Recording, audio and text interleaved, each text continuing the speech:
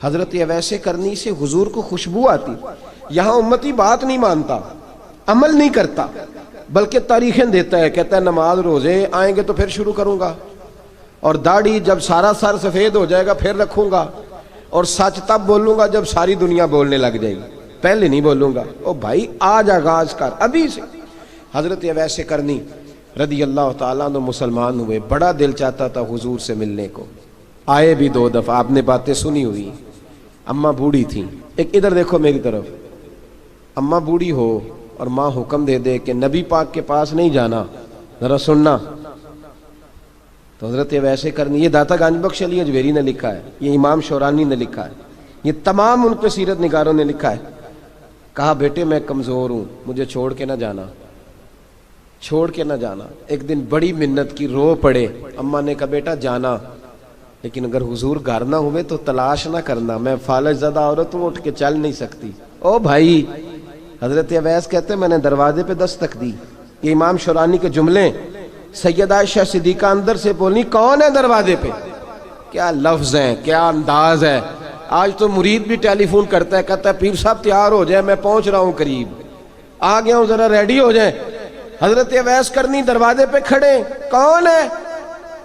تو بڑی عاجزی، بڑی درویشی، کہنے لگے اماں جی ایک فقیر ہوں، یمن کا رہنے والا ہوں، ایک فقیر ہوں، ایک درویش ہوں، یمن سے آیا ہوں، محبوب سے ملنا ہے. کہا وہ تو گھر میں حجرے میں تشریف فرما نہیں ہے، باہر دیکھ لو، مسجد میں یا کسی جگہ تلاش کر لو. تو حضرت اویس کرنی کی آنکھوں میں آنسو آئے. کہنے لگے وہ آئے تو بتا دینا کہ ایک قرن سے فقیر آیا تھا. یہ امام شورانی کے جملے ہیں. حضرت عائشہ کہتی ہے مجھے بتانا نہیں پڑا، محبوب گھر آئے تو آتے ہی پوچھنے لگے عائشہ کوئی آیا تھا؟ علم غیب رسول کے منکر اس حقیقت کو بھول جاتے ہیں. غیب مانا کہ راز ہے، لیکن راز اپنوں سے کب چھپاتے ہیں. نبی کریم صلی اللہ علیہ وسلم کوئی آیا تھا؟ حضرت عائشہ نے سوال عرض کی یا رسول اللہ آپ کو کیسے لگا؟ حضور فرمانے لگے کسی کی خوشبو آ رہی ہے. کسی کی، یہ امام شورانی کے لفظ ہے، کسی کی، اگرچہ غالب خوشبو خود محبوب کی ہے، کسی کی خوشبو آ رہی ہے. کہ حضور قرن کا رہنے والا کو فقیر آیا تھا، سلام چھوڑ کے چلا گیا. جناب عائشہ کہتے ہیں حضور کی آنکھوں میں آنسو آئے. میں نے کہا حضور وہ گیا کیوں؟ تو محبوب نے فرمایا اس کی ماں بوڑھی ہے. اس کی ماں خواجہ اویس کرنی رضی اللہ تعالیٰ، اپنے آپ کو چھپا کے رکھا ساری زندگی. ساری زندگی اماں جب انتقال کر گئی نا خواجہ اویس کرنی کی، والد پہلے جا چکے تھے، والدہ انتقال کر گئی تو کسی ایک جگہ ٹھکانہ نہیں رکھا حضرت اویس کرنی. میری باتوں کی سمجھ آ رہی ہے آپ حضرات؟ کیوں بھلا؟ ایک اور تابعی تھے حضرت حرم بن حیان ان کا نام تھا. وہ کہتے ہیں میرے دل میں تڑپ لگ گئی کہ حضرت اویس کرنی سے ملوں. میں یمن آیا ملنے.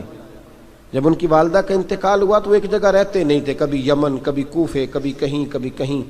حضرت حرم بن حیان کہتے ہیں میں حضرت اویس کرنی کو ڈھونڈتے ڈھونڈتے، توجہ ہے میری بات پر، میری طرف دیکھیں، کہتے ہیں میں نے مہینوں کا سفر کیا. آپ نے بھی کبھی کیا ہے مرشد ڈھونڈنے کے لیے؟ گھر بہ کے آکھی ہوندے نے کوئی کامل نہیں رہا، ساریاں دکانداریاں. بھئی تو گیا کہاں ہے؟ تو کہاں گیا ہے؟ گھر بیٹھے فیصلہ کر لیا تو نے؟ تو کہاں نکلا ہے؟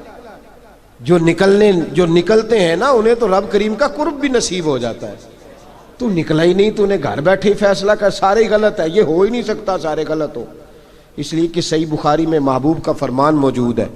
نبی کریم علیہ السلام نے فرمایا میری امت کبھی گمراہی پر جمع ہو ہی نہیں سکتی. تھوڑے لوگ برے ہوں گے، سارے برے ہو سکتے. یہ تو ہم نے ایک دوسرے پہ تنقید کر کے لوگوں کو برا کیا. جو اچھے تھے وہ بھی ہماری تنقید کے پیچھے چھپ گئے، ورنہ ایسی کوئی بات، بڑی بڑی خیر موجود ہے دنیا، بڑی بڑی خیر. حضرت حرم بن حیان کہتے ہیں میں جناب اویس کرنی کو ڈھونڈنے نکلا.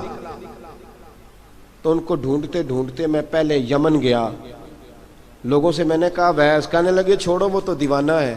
اور داتا صاحب نے یہ لفظ لکھے ہیں، لفظ دیکھنا یہ بڑا مزہ دیں گے آپ کو جملے. داتا صاحب کہتے ہیں جب حضرت حرم بن حیان نے پوچھا نا ویس کرنی، تو کہا وہ تو دیوانہ ہے، مجنون ہے، پاگل ہے معاذ اللہ.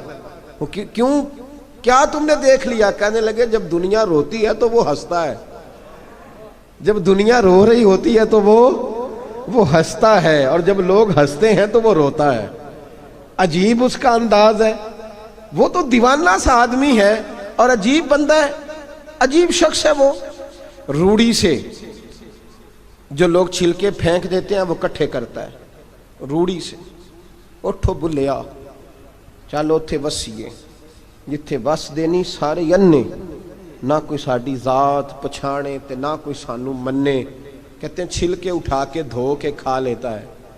اور پھر لوگ جو کپڑا پہننے کے قابل نہیں رہتا لوگ اسے پھینک دیتے ہیں، وہ ٹاکیاں جمع کر کے ان کو سیتا رہتا ہے، ان کا لباس بناتا ہے. کوئی روٹی پکی پکائی دیتا ہے تو پسند نہیں کرتا، قبول نہیں کرتا. اس سے ملنے آئے ہو؟ تو حرم بن حیان کہنے لگے وہ بھی ذرا جدا سا ہے تو میری بھی تلاش ذرا جدا سی ہے، میں بھی ذرا جدا سے آدمی کو ملنے آیا ہوں. کہنے لگے اس کا گھر بھی کوئی نہیں اپنا، کبھی یہاں ہوتا ہے تو کبھی ڈھونڈ لو تم بھی. حرم بن حیان کہتے ہیں میں نے ایک شخص کی منت کی، میں نے کہا بتا دے کہیں دیکھا ہے تو. کہنے لگا وہ کرن سے کوفے چلے گئے. کہتے میں کرن سے کوفے آیا، ایک بندے سے پھر پوچھا، لوگ کہنے لگے چھوڑ وہ ٹکتا نہیں تو تو نے مل کے کیا کرنا ہے. کہتے میں نے پوچھا بتاؤ تو صحیح کہاں ہے؟ تو کہنے لگے وہ تو سنا ہے حج کرنے چلے گئے، ایام حج ہیں. کہتے ہیں میں حج پہ چلا گیا، ساری دنیا ملی پر اویس کرنی نہیں ملے. پوچھا بھئی کسی نے دیکھا ہے؟ تو ایک شخص کہنے لگا میں نے دیکھا ہے، پر جتنا میں اس کے پیچھے دوڑتا تھا وہ اتنا آگے دوڑتا تھا. کہاں گئے؟ کہ مدینہ شریف چلے گئے. کہتے میں مدینے آیا تو ملے وہاں بھی کوئی نہیں. میں نے کہا ویس اگر آپ کی بے نیازی سچی ہے، کسی سے ملنا نہیں چاہتے، تو میری بھی تڑپ بڑی سچی ہے، میں بھی مل کے چھوڑوں گا، میں بھی مل کے چھوڑوں گا.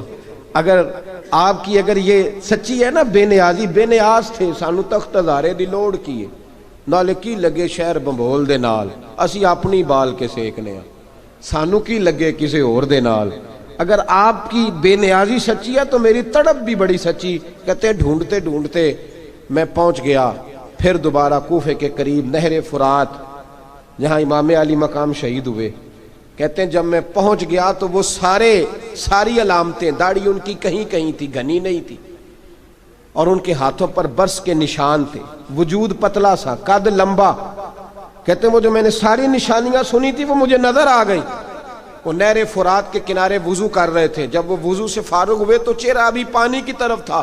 میں نے کہا السلام علیکم، سلام لی تو پتہ منہ نہیں میری طرف کیا، چہرہ ادھر ہی رکھا. کہنے لگے وعلیکم السلام یا حرم بن حیان. کن فیکون تے کل دی گل ہے. وعلیکم السلام یا حرم بن حیان، یار تو نے نہیں پیچھا چھوڑا، پہنچ ہی گئے ہو، آ ہی گئے ہو. کہتے ہیں میں نے کہا حضور آپ اویس، آپ کون ہیں؟ آپ کون ہیں؟ تو کہنے لگے میں وہی ہوں جسے تو کئی مہینوں سے تلاش کر رہا ہے. تو میں نے کہا حضور آپ میرا نام کیسے جانتے ہیں؟ یہ کشف المحجوب پڑھ رہا ہوں داتا صاحب کی، میرا نام کیسے جانتے ہیں؟ تو حضرت اویس کرنی کہنے لگے عرفت روحی من روحی کا، میری روح آپ کی روح کی واقف ہے. وہ میری جو روح ہے نا، روح. امام غزالی سے کسی نے کہا تھا حضور آپ مجھ سے کتنا پیار کرتے ہیں؟ فرمانے لگے اپنے دل سے پوچھ لے تو کتنا کرتا ہے، برابر ہے. پوچھ لے اپنے دل سے تو مجھ سے کتنا کرتا ہے، میں بھی اتنا ہی کرتا ہوں، یہ پوچھ لے تو. بھائی حضرت اویس کرنی کی ملاقات ہوئی تو کہا حضور میں کہاں چلا اور آپ کہاں دوڑے؟ آپ فرمانے لگے یار میں چھپا ہوا ہوں تو مجھے چھپا رہنے دے، میں چھپا ہوا، میں سراپا مخزن راز تھا اور رہا تھا مدت و راز. یہ تو تیرا شوق کے دید کشاں کشاں مجھے کھینچ لایا مجاز میں. ان کی زندگی تو دیکھو کتنا شوق ہے ہمیں آگے لگنے، کتنا شوق ہے بڑھ بڑھ کے سامنے ہونے، مجھے لوگ جانے، مجھے لوگ پہچانے، کتنا شوق. لیکن وہ دوڑتے تھے لوگ ہمارے قریب نہ آئے. حضرت حرم بن حیان کہتے ہیں میں چند گھڑیاں رکا تو مجھے کہنے لگے جا یار تو کوئی کام کر اور مجھے بھی اپنا کام کرنے دے. تو میں نے کہا حضور آپ کیا کریں گے؟ فرمانے لگے گناہ بڑے لمبے ہیں، ذرا معافیاں مانگوں گا اپنے رب سے، میں اس کی بارگاہ میں استغفار کروں گا، مجھے ذرا ریت پہ سجدے کرنے دے، تو جا، مجھے شوق نہیں، تو چلا جا. حضرت حرم بن حیان کہتے ہیں میں نے کہا حضور میرے لیے دعا کر دیں. تو جناب اویس کرنی نے ہاتھ اٹھائے، کہنے لگے یا اللہ میری اور اس کی ملاقات جنت میں کرا دینا، میری اور اس کی ملاقات جنت میں کرا دینا. یعنی یہ بھی کہہ دیا کہ اب دنیا میں دوبارہ ملاقات نہیں ہوگی. کہتے ہیں میں یہ بولنے ہی لگا تھا، کہنے ہی لگا تھا کہ حضور یہاں نہیں ہوگی، تو کہنے لگے چپ کر، جب جنت کی بات جو کر دی ہے ہو گئی بات، اب اتنی دور تک تجھے کہہ دیا تو اب تو یہاں پھر دعا کی بات۔ حضرت اویس کرنی خیر التاب۔ ایک اور بات ہے، حضرت اویس چھپے رہے، آئے نہیں، لیکن محبوب نے انہیں ظاہر کرنا پسند فرمایا۔ نبی پاک نے ظاہر کرنا، تو اگر محبوب ہی ظاہر کرنا پسند کرے پھر ہو جانا چاہیے، پھر ظاہر اگر وہ پسند کرے تو پھر ظاہر جی حضور نے ظاہر کرنا پسند کیا تو خود نبی کریم علیہ السلام نے بلایا۔ توجہ ہے میرے بھائیوں، بس بات سمیٹ رہا ہوں، مضمون مکمل ہو گیا۔ اللہ کے حبیب تو دور رہ کے پیار کر، تحفے تیرے گھر خود پہنچ جائیں گے، شرط یہ ہے کہ تو پیار کر اور فرما برداری کر۔ نبی رحمت صلی اللہ تعالیٰ علیہ وسلم نے مولا علی شیر خدا اور حضرت عمر فاروق، بندے بھی حضور نے وہ چنے جو سرخیل ہیں دونوں، مولا علی فاروق اعظم امیر المومنین، دونوں کو بلایا اور بلا کے فرمایا یہ میرا جبہ لے جاؤ اور میرے بعد، میرے وصال کے بعد وہاں جانا کرن میں، تمہیں اویس ملے گا، اسے میرا جبہ دینا۔ اور دیکھو کیا خوبصورتی ہے لفظوں میں، یہ بات ان کی شان کو کہاں سے کہاں لے گئی۔ محبوب فرمانے لگے اسے کہنا میری امت کی بخشش کی دعا کرے، اسے کہنا میری امت کی بخشش کی۔ حضرت علی المرتضیٰ کا رتبہ بھی ان سے زیادہ ہے، جناب عمر کا رتبہ بھی، اس کا مطلب ہے بڑا بھی چھوٹے سے کبھی کبھی دعا کے لیے کہہ سکتا ہے کہ یار میرے لیے دعا کر دینا۔ نبی کریم علیہ السلام نے جبہ دیا، جبہ دے کے بھیجا۔ حضرت عمر گئے ملنے، جناب مولا علی گئے، جا کے پوچھا وہ کدھر ہیں، کہا وہ دیوانے سے ہیں، گھومتے رہتے ہیں۔ جب ملاقات ہوئی تو حضرت اویس کرنی دوڑے آئے، جناب عمر کہنے لگے آپ کا نام اویس ہے؟ کہنے لگے ہاں عمر فاروق میرا نام اویس ہی ہے۔ پھر آگے بڑھ کے کہنے لگے علی آپ کی طبیعت مبارک کیسی ہے؟ پھر وہ جبہ وصول کیا، کہا محبوب نے کہا تھا امت کے لیے دعا کرنا، تو حضرت اویس نے فوراً سر سجدے میں رکھ دیا۔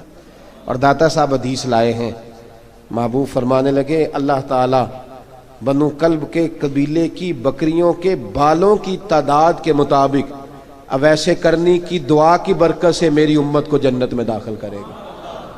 اتنا بڑا اعزاز، اتنا بڑا اعزاز۔ حضرت اویس کرنی رضی اللہ تعالیٰ انہوں نے دعا کی، پھر واپس لوٹے۔ یہ تو داتا صاحب کی بات ہے۔ اب اگلے جملے حضرت محدث بہاولپوری نے ایک ذکر اویس نام کی کتاب لکھی ہے، حضرت علامہ فیض احمد صاحب اویسی رحمۃ اللہ علیہ، انہوں نے لکھا ہے کہ حضرت عمر فاروق اور مولا علی جب مل رہے تھے نا، تو ایک تیسرے شخص نے کہا کہ اویس ان کی زیارت کر لو جنہوں نے حضور کی زیارت کی، ان کی زیارت کر لو، چلو آپ حضور کی زیارت نہیں کر سکے تو زیارت کر لو۔ تو حضرت اویس کرنی اٹھ کے قریب گئے تو جناب علی المرتضیٰ اور جناب عمر سے کہنے لگے حضور کی داڑھی مبارک میں کتنے بال سفید تھے؟